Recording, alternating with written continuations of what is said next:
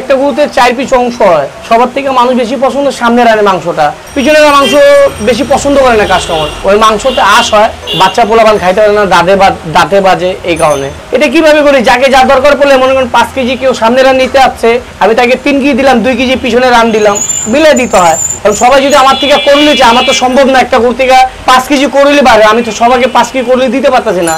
কাউকে 2 কেজি দেই, কাউকে 1 কেজি দেই, কাউকে হাফ কেজি মিলে দিতে হবে আর কি। প্রচুর পেঁচালের দাম নিয়ে, দাম তো এখন যেভাবে বাড়তেছে, আমাদের যদি এখানে 750 টাকা বেচা হয়, প্রতি কাস্টমার আমাদের 750 টাকা দেয় না, এমন আছে 755 টাকা দাম আছে, 760 টাকা দাম আছে, এগুলো টাকা ধরা হয় না আমাদের।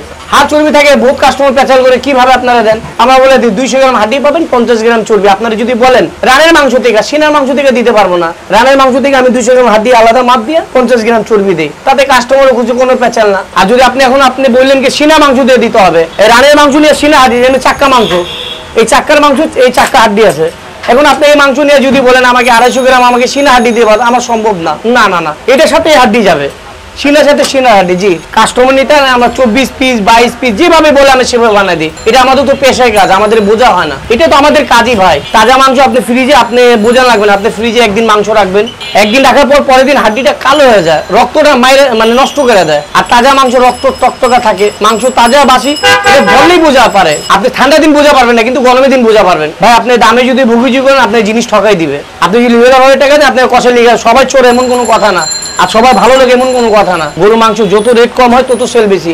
ষাঁড়ের মাংস গাভীর মাংস ডিফারেন্স, যেগুলো গাভীর মাংস সেগুলো চর্বি হলুদ থাকে, এগুলা মাংস নিয়ে ঝামেলা হয় কি, কাস্টমার নেওয়া যাওয়ার পর আইসা বলে আপনার থেকে নিচি কালকে মাংস সিদ্ধ হয় না, কিন্তু ওটা গাভীর মাংস, ওটা 4 দাঁত 6 দাঁত বয়স হয়ে গেছে, ওটা একটু বেশি সিদ্ধ দিত। আর ষাঁড়ের মাংস কথা না, ষাঁড়ের থেকে বেশি মজা হলো দামুরের মাংস, বকনা যাকে বলে, বকনা, ওটা মাংস স্বাদ বেশি। কিন্তু জবাই করার পরে বোঝা আছে না, অবশ্যই আছে, ষাঁড়ের বেশি থাকে, আর গায়ের থাকে আপনার গায়ের ওলানটা, ওটা কাইটা ফালা দেয় সকালবেলা, আর দামুরের ওলানটা সাথেই থাকে, ছোট থাকে, ওটা দুধ হয় না।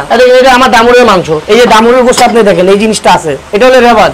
আর গাভী হলে এটা দুধ হয়ে যাবে, এটা আমি যদি এইভাবে কাটি সরসর করে দুধ বের হয়ে যাবে, কিন্তু এটার মধ্যে দুধ, এটা হলো রেওয়াজ, এটা হলো অরিজিনাল বকনা। এগুলো মাংস মজা, হ্যাঁ এগুলো মাংস স্বাদ বেশি হয়। না না, আমরা যে এগুলো ব্যবসায় করি, এমনও দিন গেছে আমার 50 কেজি বাঁচে গেছে, আবার এমনও দিন গেছে 10 কেজি বাঁচে নাই। এগুলো আমাদের হোটেল আছে, প্রতিদিনে হোটেল আছে, 20 কেজি 10 কেজি আমাদের বিভিন্ন জায়গায় হোটেলে আমরা কাইটা পাঠায় দেই। পায়া দাম একুরেট নাই, পায়া কোনোটা আছে 1200 টাকা, কোনোটা আছে 2000 টাকা। আর ভুড়ি পরিষ্কারটা হলো 350 টাকা, ও পরিষ্কারটা 300 টাকা। না না, হালিম টালিম যারা কিনে ভুড়ি টুড়ি বেচে না, যারা বটটট বেচে, হলো গরুর সাথে 5 কেজি ভুড়ি কিনলে 2 কেজি ছাটি আছে যেগুলো বাইর হয়, এমন আছে এটা মাংস সাথে কাইটা দিলে 750 টাকা কেজি যায়, কিন্তু এটা আমাদের পরে 150 টাকা কেজি বেচা লাগে। এগুলো আলাদা বেচা হয়, হালিম আলাদা নিয়ে যায়। গরিব মানুষ কি করবে, 100 টাকা দিয়ে হালিম খাইতে না পারলে 20 টাকা দিয়ে আমরা নিজেই খাই, পরের তো কোনো লাভ নেই।